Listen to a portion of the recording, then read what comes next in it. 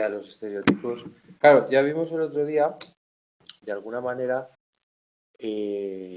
bueno, pues lo que eran, una caricatura, un bosquejo, un guión muy generalizado y muy extendido, además, compartido por todo un grupo social, sobre las características que se supone definen a otros grupos sociales. Nos quedamos justo al límite bueno, ni siquiera lo comentamos, la lista de adjetivos sí que la comentamos, si no recuerdo mal, ¿verdad? Y bueno, vimos el ejemplo pues del estudio, nos comentamos el estudio que se hizo en Estados Unidos y luego el que se hizo aquí en España en los años 90 sobre las comunidades autónomas y bueno, pues ya vimos un poco lo que es la esencia. El problema bueno, la lista de adjetivos solo nos da una información de cuáles son los adjetivos más repetidos de forma tópica atribuidos a cada grupo social.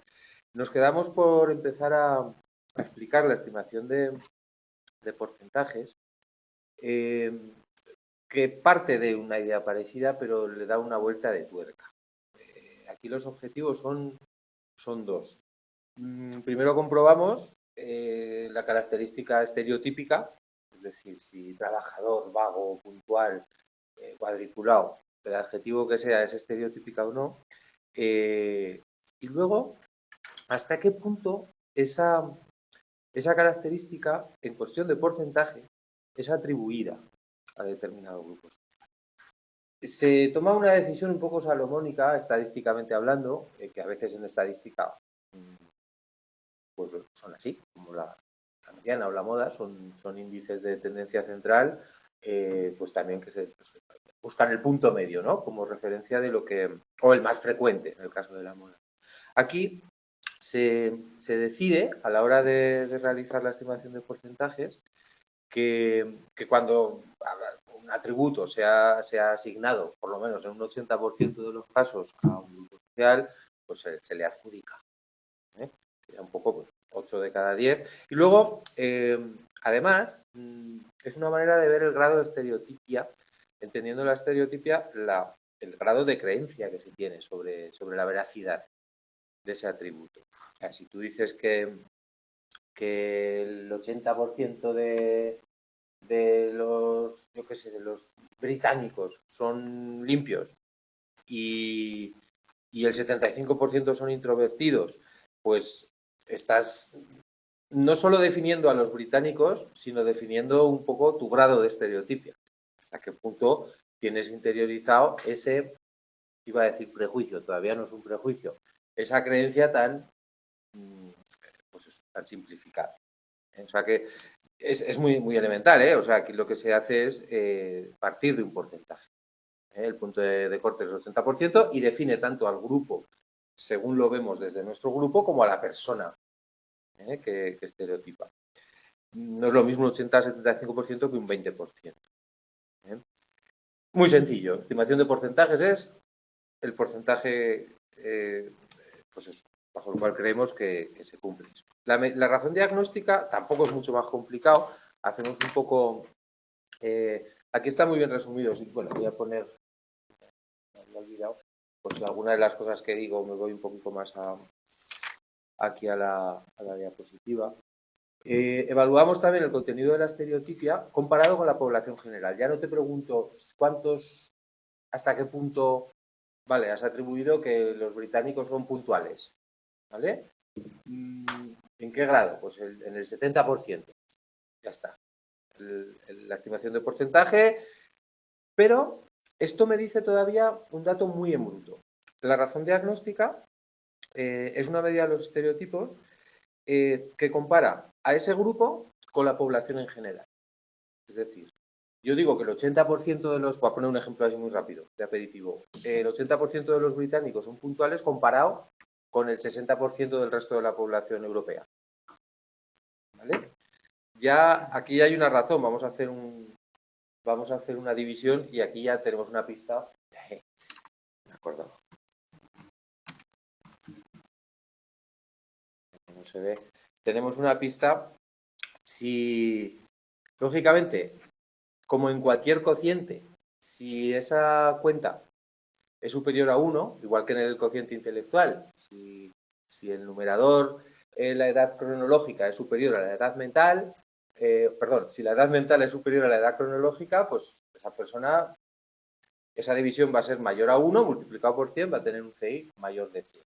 Todo cociente que supere al 1, si estamos hablando de una razón estimativa, es relevante.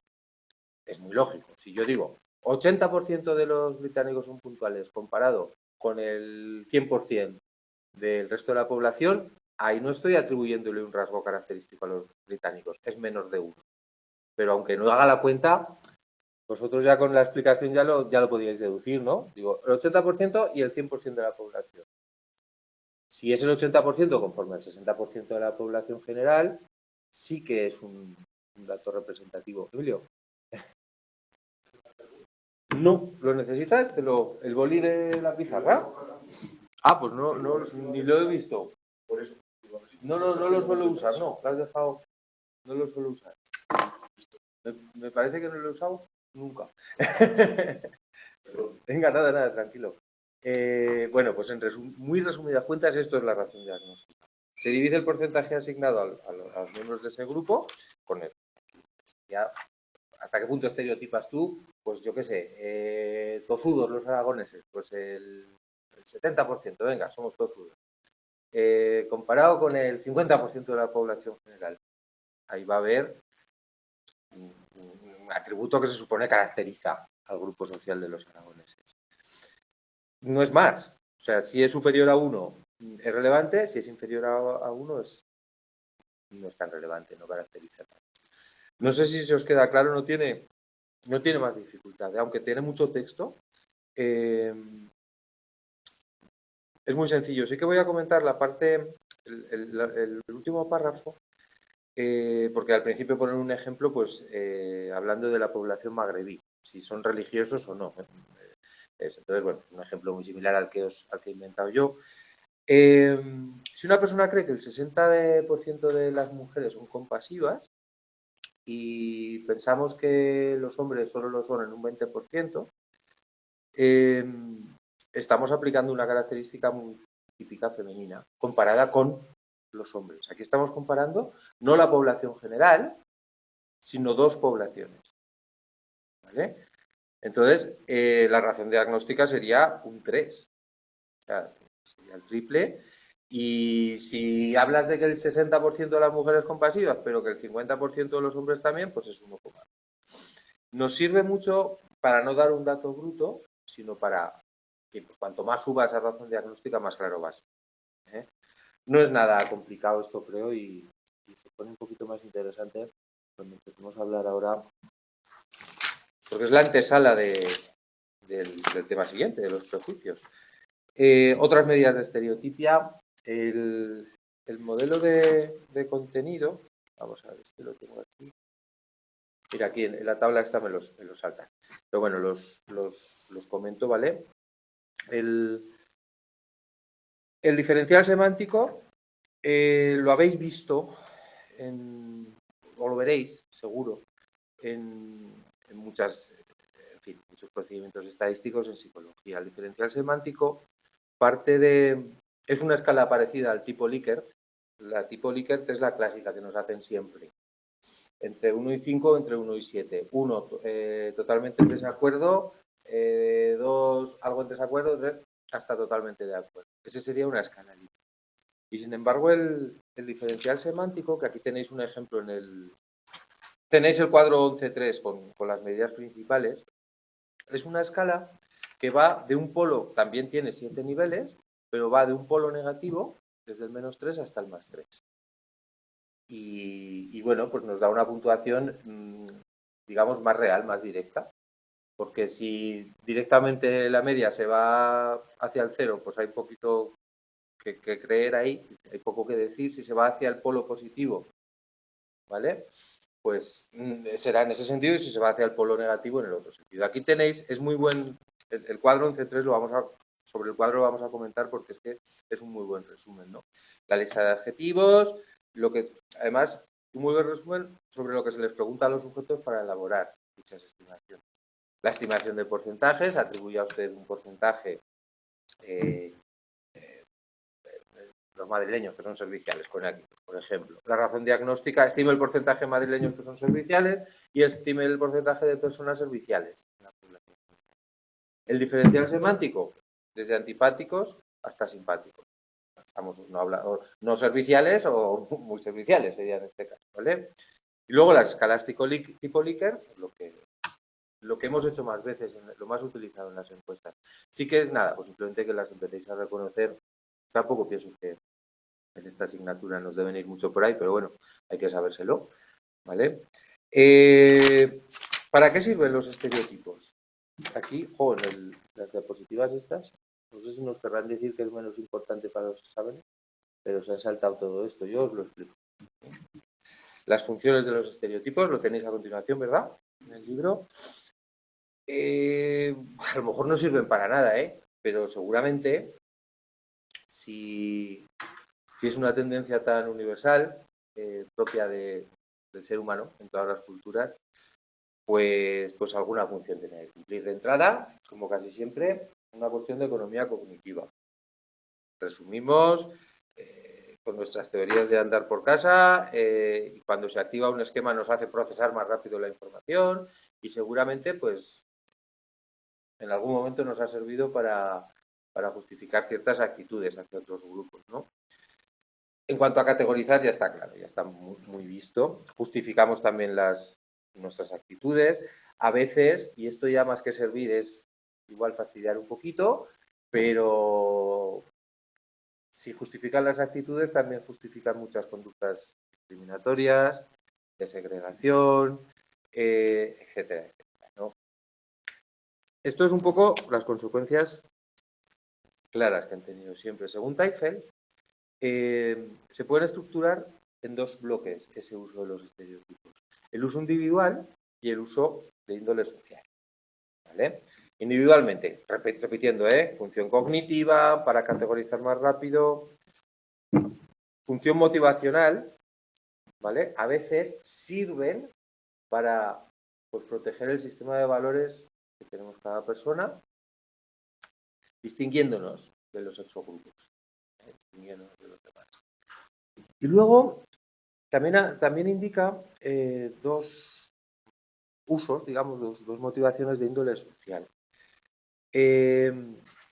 Las diferencias a la hora de valorar unos grupos y otros, es decir, los míos, los de los demás, los míos son los buenos, los de los demás son con estas características, muy fácil, y además contribuyen a mantener una ideología, justificar acciones hacia determinados grupos, etcétera, etcétera. Esto, si nos ponemos en mente, en el peor de los casos, ¿vale? En movimientos sociales muy desagradables que hemos tenido en el siglo XX y que sigue habiendo en la Segunda Guerra Mundial, previa a la Segunda Guerra Mundial, el etiquetaje de todo un grupo social, de muchos grupos sociales, porque los nazis la tomaron con los judíos, pero también mataron más de 300.000 personas con minusvalías físicas y psíquicas, también, claro, gitanos, homosexuales, comunistas, de ideología.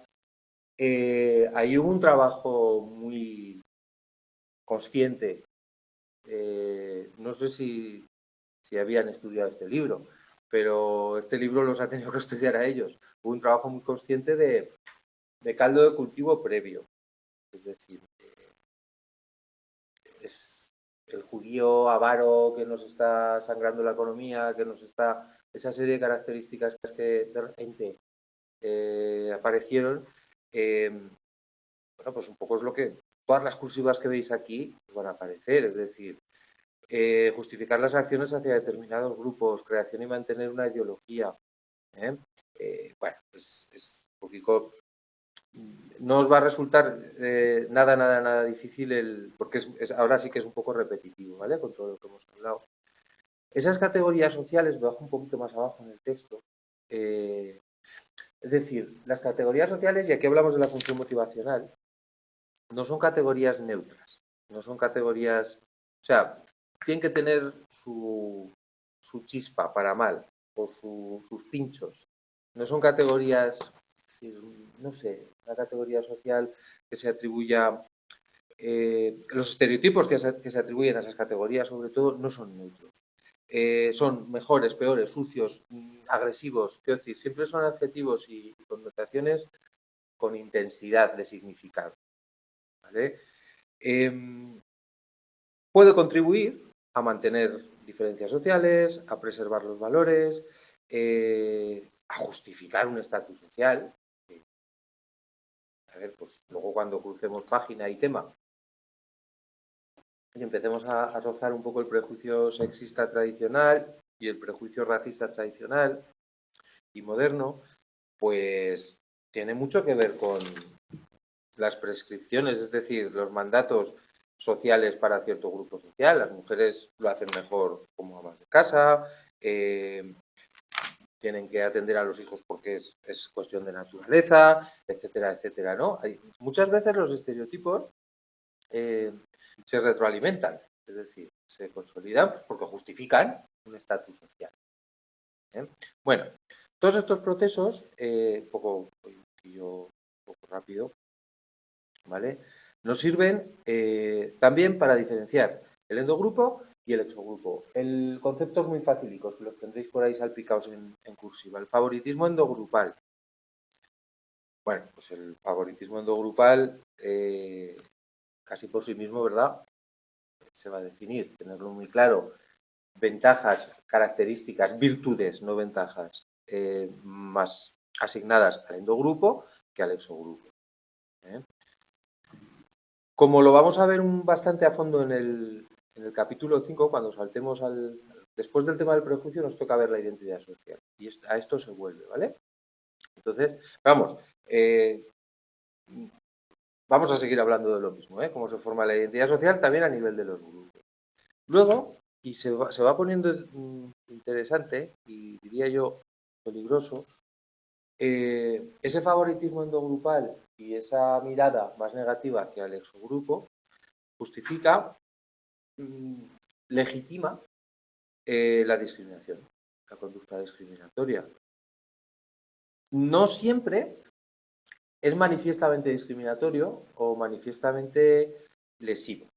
Por ejemplo, la actitud paternalista de sobreprotección a la mujer por su condición de mujer, hay que cuidarla, hay que protegerla, no se tiene que meter en no tiene que hacer determinadas tareas, pues porque hay que cuidarla. Hay una actitud a veces de sobreprotección, no solo hacia la mujer, también hacia otros grupos sociales, como se me ocurre ahora los mayores, muchas veces. Es un grupo social que también sufre muchos estereotipos. Esa sobreprotección no solo se aplica y puntos, se justifica, se sostiene con un estereotipo femenino, que lo vamos a ver en el tema siguiente. El trabajo a una persona de etnia gitana, pues, jolín, pues no, pues antes que a un gitano se lo voy a dar a otra persona, pues porque son poco trabajadores, no son cumplidores, etc. Esto va desembocando un poco a lo que se llama, otra cursiva que tenéis un poquito más abajo antes del cuadro, es la amenaza del estereotipo. Los grupos que ya nacen, las personas, mejor dicho, que nacen en un grupo con un estereotipo negativo, pues ya pesa sobre ellos. Es muy fácil que el rendimiento, aquello del efecto Pigmalión, ¿os acordáis? Que ya lo vimos, seguramente fue el tema 3, me parece que es. Bueno, pues ya vamos viendo por dónde va la cosa, ¿no?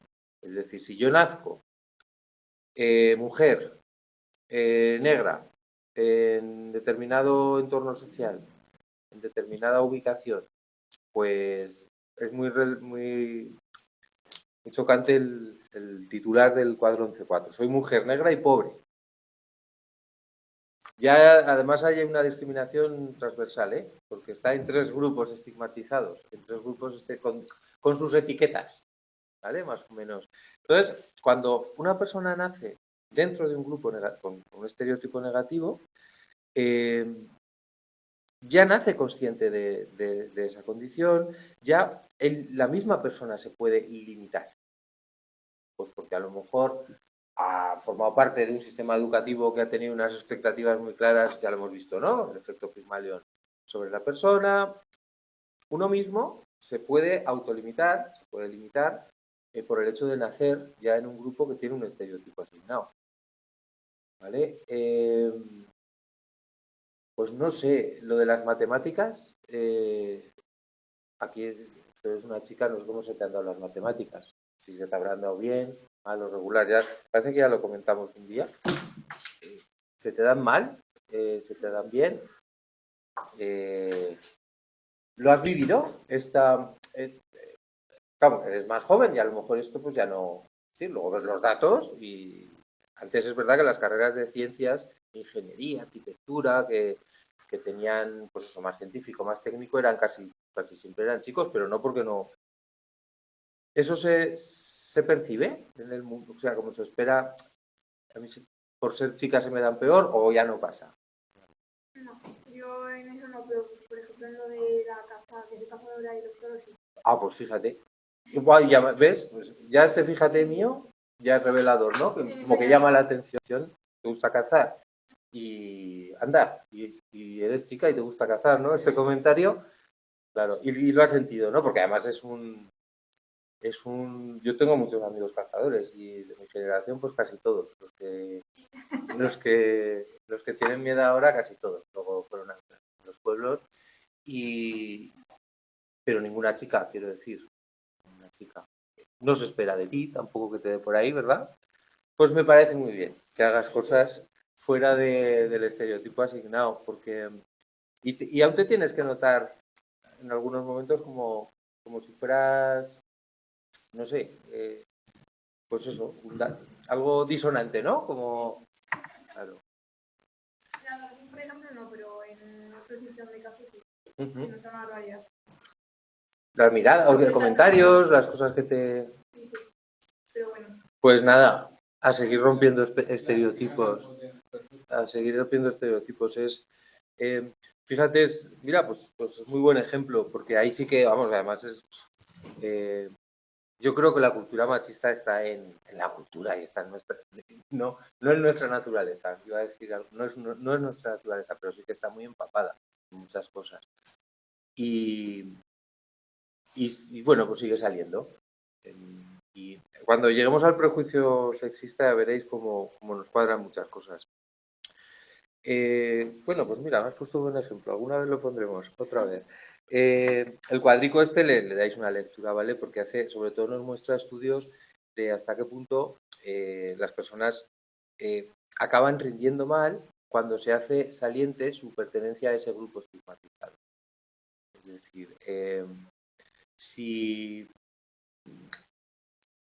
te etiquetas como mujer pobre y negra en determinados contextos, es mucho más probable que aquello acabe afectando de verdad a tu rendimiento. Dar una lectura, ya sabéis que luego alguna preguntita de los cuadros también nos cae.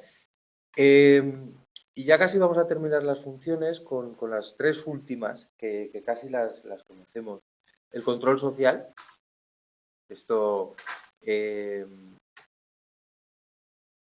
vamos a ver, en su dimensión descriptiva, llamamos, luego comentaremos también esta diferencia otra vez, los estereotipos describen, en principio, lo que se supone que es la persona por pertenecer a un grupo. Y esto es peligroso relativamente, pero lo más peligroso de los estereotipos es cuando prescriben. No sé si la diferencia la vemos, ¿no? Es decir, la prescripción, ¿a qué os suena? ¿Cuál es la palabra que viene después? Prescripción, la palabra que os asocia. O sea, esto lo hago por prescripción médica, ¿vale? Eso quiere decir que me la manda el médico, ¿no? Que todos que sabemos lo que es prescripción, pero no es una palabra que empleemos muy a menudo y es una distinción muy sencilla. Si yo voy al gimnasio por prescripción médica, es porque me la manda el médico. La dimensión prescriptiva de los estereotipos es lo que se supone que tengo que hacer. Ahí hay un mayor peligro. O sea, si el estereotipo de la mujer ama de casa, ya no que la mujer tenga que ser ama de casa, sino la que es ama de casa, el estereotipo que hay sobre la mujer que hace las tareas de casa y no trabaja fuera de casa, ¿vale?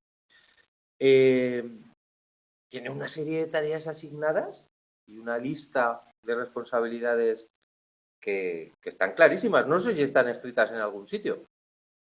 Yo no sé si alguien se ha atrevido en una pizarra a decir, tienes que hacer esto, lo otro, las zapatillas en la puerta, la cena hecha, los muchachos, los deberes acabados. Si están malos, los has llevado al médico. Bueno, todo lo que se nos pueda ocurrir. ¿Vale? Eso seguramente no está escrito, pero está escrito. Es lo que el estereotipo dicta que tienes que hacer. Y ahí sí que hay un punto más peligroso, más enfermizo para la persona. ¿Vale?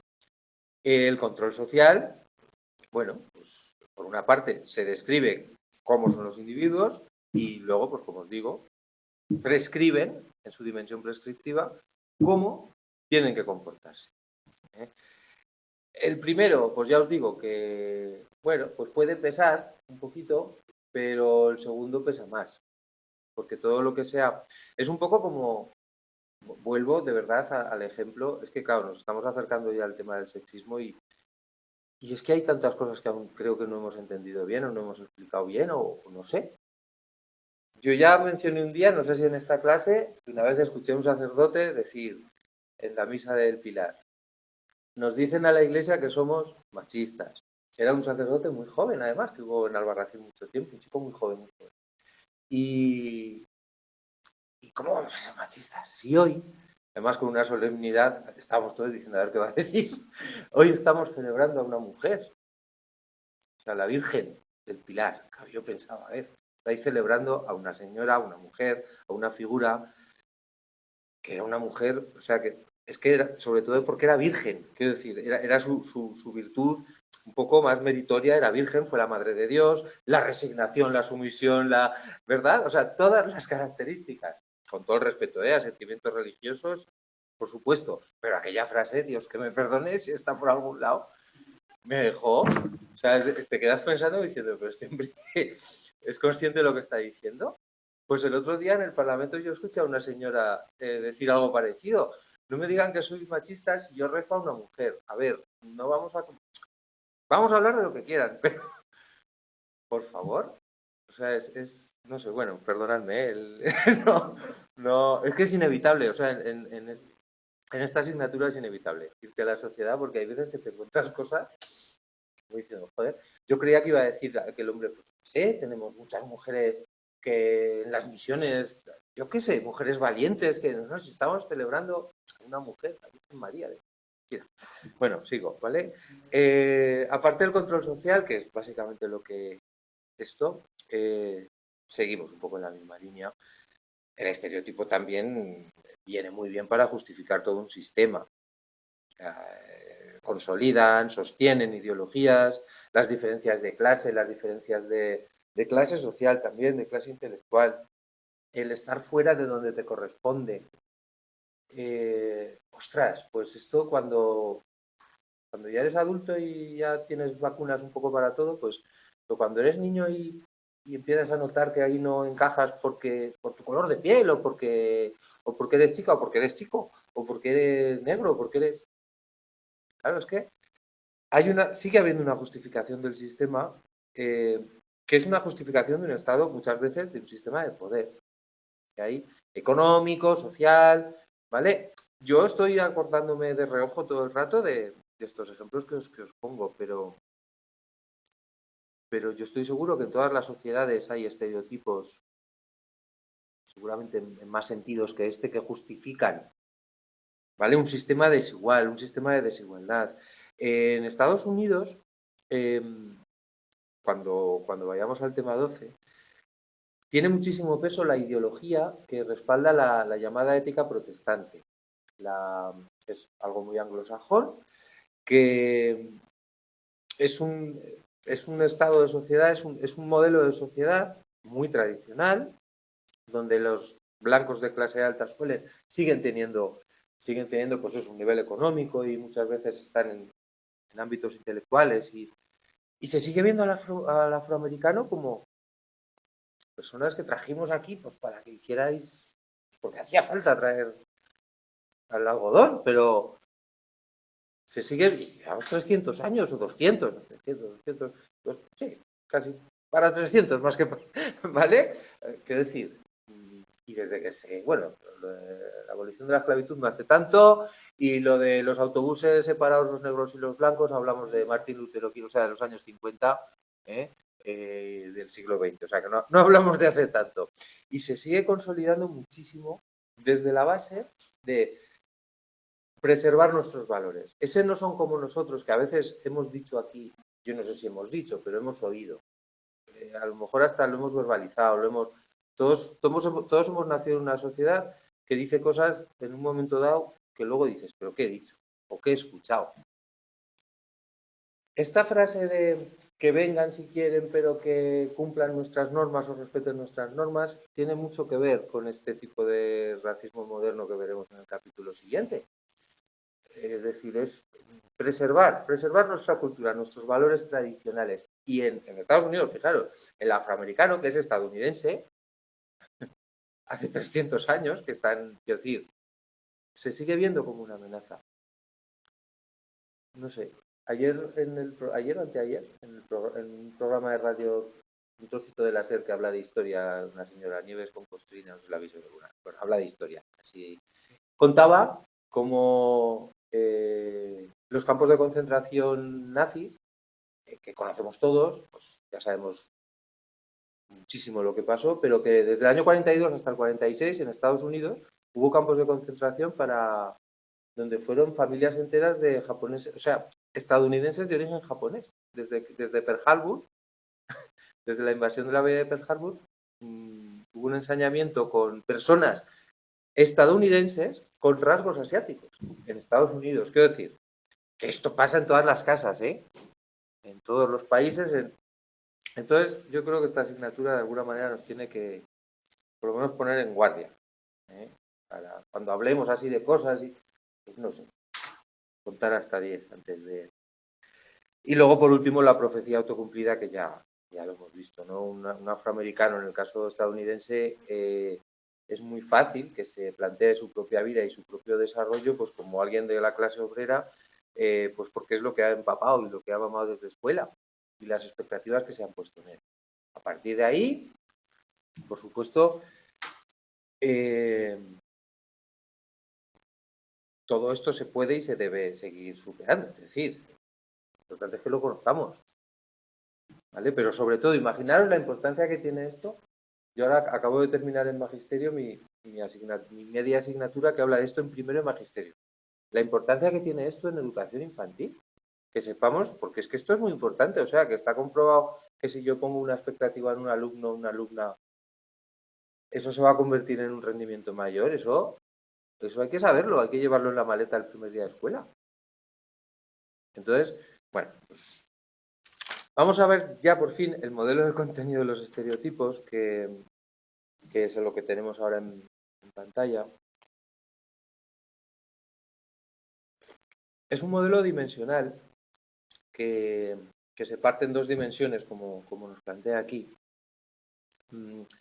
Digamos, sobre las que yo me conduzco, me muevo, cuando etiqueto a un grupo social entero. Ahora vamos a ver, además, el cuadro 11.5 es de estos que vais a adivinar, ya lo veréis, cuadro por cuadro. Se atribuyen no solo rasgos físicos, porque, oye, pues todos los alemanes son rubios, pues anda, pues si eres moreno y eres alemán, pues bueno, vale. Pero, ¿verdad? Pero también se atribuyen rasgos de personalidad. Y maneras de ser, formas, tono emocional, o sea, se atribuye pues demasiadas cosas. Hay muchos ejemplos. Cuando entra este señor en el poder a finales de los años 20 en Alemania, el pueblo alemán, es decir, no tenía una visión especialmente negativa del pueblo judío.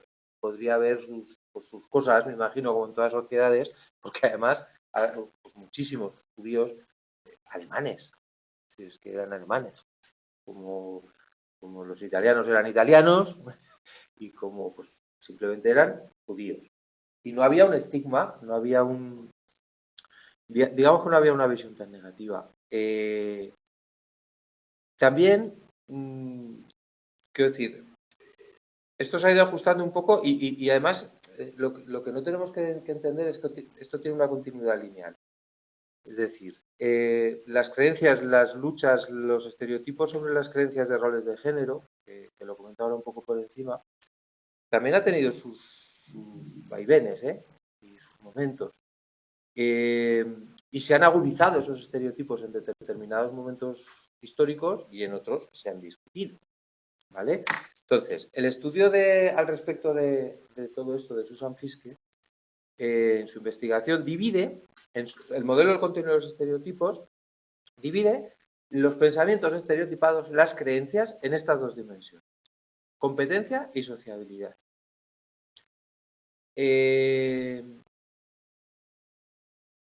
¿Cómo son? Venga, va, sigo con los alemanes. Hoy la he cogido con ellos otra vez. ¿Cómo son los alemanes? Lo primero que se os ocurra. O sea, en cuanto a hablarme del serios. ¿Son simpáticos? ¿Son divertidos? ¿Para esto? ¿Va muy bien? Ver series de otros países, no solo estadounidenses y españolas, que es lo que solíamos ver siempre, británicas. Y ahora tengo mucha costumbre de ver series escandinavas, alemanas. He visto 2 o 3 series alemanas y me llama la atención. Hay una, no me acuerdo cómo se llama, una muy bonita, además, de un padre viudo, jovencico y tal, que es una historia muy tal, pero muy divertida. Y yo decía, pues es divertido esto. O sea, me chocaba, ¿no? Es decir, esto como que no me cuadra en la creencia de ellos. Los alemanes son más serios que todo. Fíjate, ¿eh? Estoy explicando esto y luego me pongo a ver una serie alemana y me sorprende que hagan chistes o que sean divertidos. Se atribuyen características más de competencia que de sociabilidad, por poner el ejemplo fácil que yo buscaba. O sea, en el caso, inteligentes, o sea, la competencia, la dimensión de la competencia sería la capacidad para hacer cosas. Las características que se asocian a un grupo social con la capacidad para conquistar mercados, pues eso, matar dragones, hacia Don Quijote, alcanzar metas, ¿vale? Racionales, competentes. Sigo un poco alargando la frase. Cuando hablemos del sexismo y cuando hablemos de los estereotipos asignados al rol de género masculino y femenino, pues es que ya casi va a venir explicado. Al rol masculino se le atribuye más esta dimensión de competencia y menos de cordialidad o sociabilidad que pone aquí, y a las mujeres al revés. El estereotipo, la mujer pues tiene que ser simpática, sensible, paciente, que no le guste ir a cazar ni nada, quiero decir que es lo de saber ir a cazar o saber hacer un deporte adecuadamente, o esto es un rasgo de competencia más atribuido al rol masculino. Os voy a poner un vídeo, no sé, sociabilidad y cordialidad, sí, en principio en el libro pone cordialidad y en la diapositiva nos han puesto sociabilidad, ¿vale? Pero se refiere a la misma dimensión. Y estudiaros la del libro, que es la que nos tienen que... ¿Vale? Bueno, las dos dimensiones ya han aparecido. Estos no son dos dimensiones caprichosas, han salido en estudios realizados con grupos grandes. Son las dimensiones clásicas. ¿Cómo partimos? Instrumental agente, expresivo comunal. Es otra forma de... Pues eso, el instrumental agente sería la competencia, la capacidad instrumental, expresivo comunal, cordialidad, sociabilidad. ¿Vale? Según este modelo, cuando ponemos a las personas en casillas y evaluamos a los grupos, se les puede considerar altos o bajos tanto en una cosa como en la otra. Y según esa consideración, vamos a tener un prejuicio. Y ahora vamos a adivinar cuál es cada cual. Cordiales incompetentes, fríos incompetentes. Los estereotipos no tienen por qué tener, de hecho, no tienen características solo negativas, también tienen características positivas. Pues eso, trabajador responsable, etcétera, etcétera, ¿no? Ellas defienden que estas creencias derivan de las relaciones entre los propios grupos.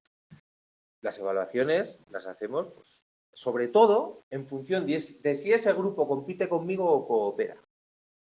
Si ese grupo compite conmigo por recursos, que son escasos, voy a aplicar más los estereotipos. Ahora vamos a ver. Ellas confirman y comprueban que los grupos se perciben como más competentes a sí mismos si tienen un poder y un prestigio alto, y más incompetentes si ese estatus y ese poder es bajo. Esto aparece, esto florece más, que os veía ahí un poco fruncir el ceño, cuando hay conflicto. Es decir, cuando hay conflicto por los recursos sobre todo. O sea, yo etiqueto más con más probabilidad si hay paz, si hay recursos para todos, si hay para todos, no voy a decir es que sois. No, porque no voy a tener necesidad. Cuando hay una situación de convivencia y no hay escasez de recursos, esto se agudiza menos. Ha pasado siempre, ¿eh? Ha pasado siempre. Se perciben como cordiales si cooperan con nuestro grupo, ¿vale? O si no compiten con los recursos. Y como fríos si compiten por los mismos recursos. Es decir, si hay competencia va a haber un tipo de etiquetaje y si no hay competencia va a haber otro tipo. También auguran que todo esto va a implicar, o sea, se va a traducir en un tipo de sentimiento que yo voy a tener hacia ese grupo. Si yo lo evalúo como competente, como cordial, como... Esto es un arma de doble filo, ¿eh? Ahora lo vamos a ver. Fijaros ya un poco de reojo en el cuadro, porque vamos a predecir las emociones que vamos a asignar nos va a provocar cada grupo y el prejuicio que nos va a provocar, según la competencia y la cordialidad, yo la establezca como alta o baja. Fijaros, competencia baja y cordialidad alta, pues no me amenaza los recursos, quiero decir, o sea, simpáticos y encima, pero tampoco resuelven, ¿no? El prejuicio va a ser paternalista, un poco de, pues pobres, pues da. Personas mayores, amas de casa, personas discapacitadas. Una de las cosas que más duele y contra las que más luchan las personas con discapacidad, diversidad funcional, como queramos decir, es precisamente este prejuicio paternalista que tenemos hacia ellos. Yo cuando he hablado directamente con personas cercanas que me han explicado un poco cómo se sienten, pues me han hecho pensar, porque lo hacemos todos. El intentar ayudar, protegerte, ayúdate, el inspirar lástima, ¿vale? Bueno, pues desde ahí, desde una silla de ruedas o desde una parálisis cerebral o desde una cierta condición distinta, eso se percibe como, bueno, pues un siempre pobres, un poquito de compasión, un poquito de bien, pero les hace daño, ¿vale? Porque te puedo caer bien, pero competencia no me atribuyes ninguna, ¿me explico? Competencia y capacidad de resolver, o sea, ¿qué cosas puedo hacer yo en el mundo? Pues no me atribuyes ninguna. Solo por la simpatía. Fijaros, amas de casa, ¿eh? Es una población que hay muchos estudios, hace poquito trabajé uno ahí en UNIZAR, que, bueno, pues que demuestra que el trastorno asociado más comúnmente a las personas que solo son amas de casa es la depresión. Pero no solo por el mucho trabajo, sino por la poca valoración, por la poca competencia. O sea, es que es una tarea muy poco valorada competencialmente, no tiene ninguna. Las mujeres que trabajan, hacen todo en casa y también trabajan fuera, prefieren esa situación a solo estar en casa principalmente, aunque sufren principalmente de ansiedad. Lógico, ¿no? También verlo. Entonces, bueno, es una pincelada. Competencia alta, cordialidad alta. Ostras, aquí ya son pues nosotros, ¿no? Los míos. O sea, el prejuicio, pues, el sentimiento que me provoca, pues admiración. Es competente, además simpático, paz. Fijaros que competencia alta, cordialidad baja, se le atribuye alta competencia, pero pues eso, la dimensión de cordialidad no tanto, pues envidia, celos, ya no es orgullo de admiración. Pues en el caso de en el caso del Holocausto y de la Segunda Guerra Mundial y lo que antecedió, uno de las etiquetas hacia el pueblo judío era la cordialidad baja. Se les admiraba porque tenían el dinero, eran grandes bancos, eran muy trabajadores, eran familias con cierto estatus, ¿vale? En muchos casos, y se les etiqueta como cordialidad baja, ¿eh? Fijaros qué curioso. Asiáticos, judíos. Las personas asiáticas en Estados Unidos sufren bastante discriminación también. Hay etiquetas. Claro, Estados Unidos es un país que siempre hablamos de él, parece que mal, pero es que es tan multicolor y es que ahí pasa todo. Quiero decir, es una sociedad tan monstruosa, tan grande, con tantas culturas mezcladas, pues que es un sitio donde aparece. Pero fijaros, asiáticos, judíos, ricos, se atribuye alta competencia, pero caen mal, ¿no? Feministas. ¿Qué pasa aquí? ¿Por qué nos pone aquí como ejemplo? O sea, si una mujer o un hombre, porque yo ya voy a empezar a hablar del feminismo cada vez que hable, también con los dos géneros. El feminismo se puede ser feminista siendo hombre, quiero decir, si crees en la igualdad y lo defiendes como tal, porque siempre se atribuye las feministas. Están enfadadas, es que protestan, es que ahí no hay una, sí que hay, o sea, lo que se trasluce y lo que se denota es competencia. O sea, yo, como soy feminista, pues tengo que demostrar pues que soy capaz de hacer este tipo de tareas, tal, tal, tal. Pero eso desde aquel al que le estoy discutiendo el poder, ¿me explico? El poder que nos viene dado por ser hombres en muchos casos, no nos cae bien. No nos resulta cordial. ¿Veis por dónde voy a parar? Sí. O sea, no nos resulta cordial. La mujer me resulta cordial si se queda en su estereotipo, si se queda en su rol asignado. La mujer, el pobre que quiere derrocar a, quiero decir, en la época feudal, los que decían que los nobles, quiero decir, ahí siempre se ve como el que me quiere usurpar un poder. No sé si seguir, ¿verdad? Es por darle a esto un poco de chispa, porque si no, claro, pues aquí una serie de cosas y aquí, ¿por qué mezclan los judíos con los ricos las feministas?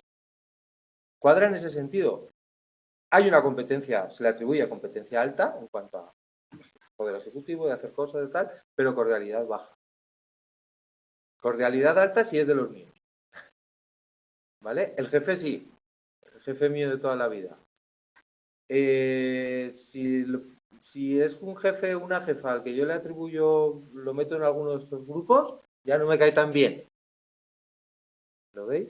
Y luego, si todo es bajo, si la competencia es baja y la cordialidad baja, pues pobres, pues todo es bajo. Quiero decir, no hay ninguna característica buena asignada. Ayudas sociales, personas pobres, desprecio, aversión, resentimiento, ira. Yo también diría compasión, tal cual. Aunque no está aquí puesta, no os quiero liar. Luego, el cuadro, lo que ponga el cuadro, ¿eh? El estudio no es mío. Bueno, pues esto es un poco la esencia. Feministas identifican una idea política. Pues esto que dices es interesante, María Jesús, porque, y yo creo que esto es un error. Me alegro de que saques el tema, porque yo creo que esto es un error del propio feminismo y de la misma sociedad. Hace poquito fue el Día de la Mujer y yo en clase, pues, claro.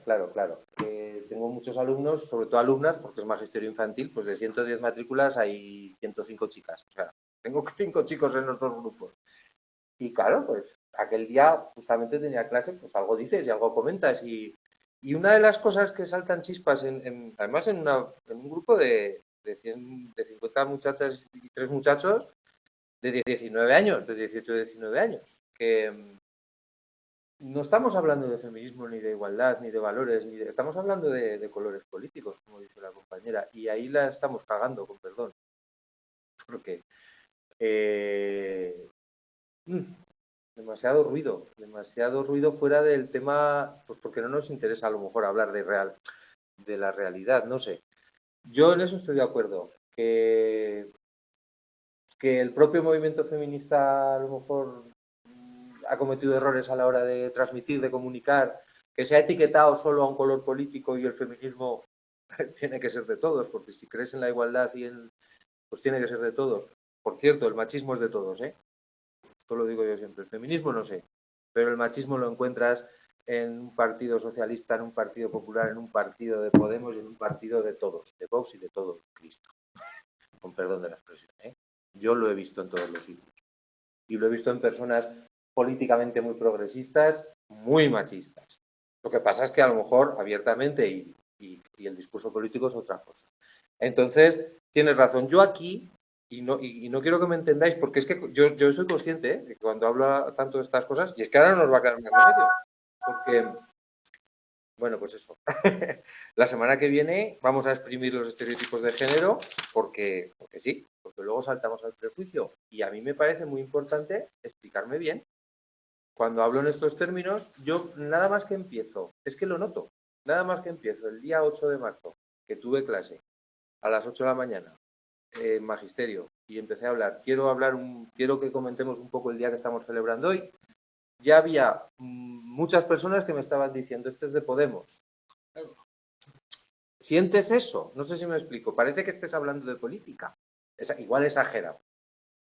Igual exagerado, pero y ni de Podemos, ni de Podemos, ni de... Es que estamos hablando del feminismo. En los años 20 del siglo pasado ya había un movimiento feminista que estuvo a punto de conseguir muchas cosas, que luego, pues mira, con la guerra civil y todos los años de dictadura, que ellos se sepultó. Y esto hay que decirlo, porque esto fue así. Quiero decir, esto fue así. Fue una decisión, además. Se frenaron el movimiento en la búsqueda por la igualdad. No solo en España, en muchos sitios. En muchos sitios. Y hay que seguir diciéndolo y poder hablarlo. Y yo estoy seguro que muchas personas podríamos convencerlas de que son feministas si no nos etiquetáramos tanto con el color político de un partido u otro, porque no sé. Es que los partidos pasan, quiero decir, y no sé, para mí es un tema que yo creo que vale la pena. ¿El qué? No, lo tenemos que demostrar todos, quiero decir, no es ninguna tontería, no, es que yo estoy cansado de ruido, no sé vosotros. Y es que la política es necesaria, de verdad que hace falta, pero hace más falta política que políticos, digo yo. Y es que lo que yo veo en la tele y en la radio y en los bares y lo que hablas, yo a veces provoco mucho y con esto provoco mucho porque quiero remover un poco, sobre todo en la universidad, que es creo donde tenemos que hablar estas cosas, ¿no? Yo me declaro feminista y me reconozco machista por inercia, por cultura, por tics que tienes, y es que es la única manera de andar. Y cuando digo, si no eres feminista, eres machista, se me abren 4 ojos que estaban despistados. Porque digo, hostia, ¿qué ha dicho este? Ya están los de Podemos, o ya están los de no sé qué. Bueno, pues vamos a, en fin,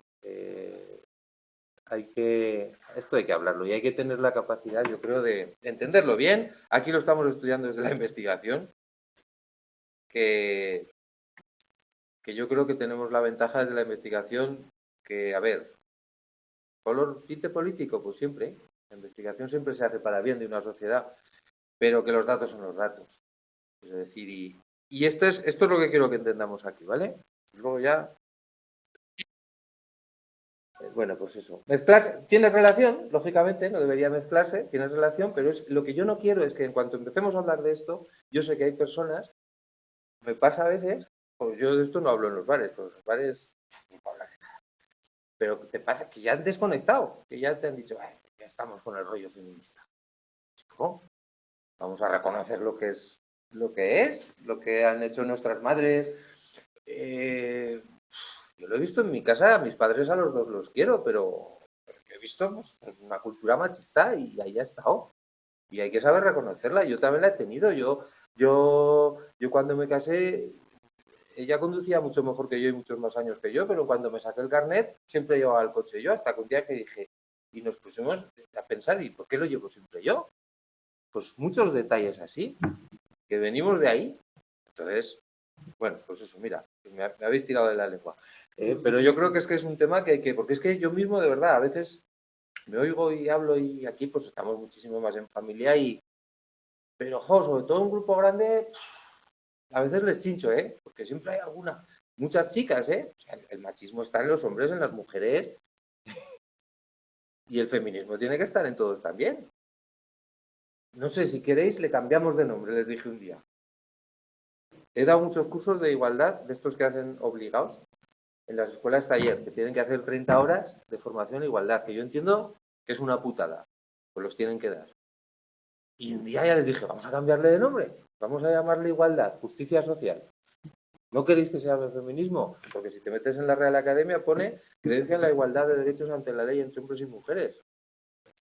No es lo contrario que machismo. Que vale, que podría ser, pues porque etimológicamente me suena a lo contrario, pero no es.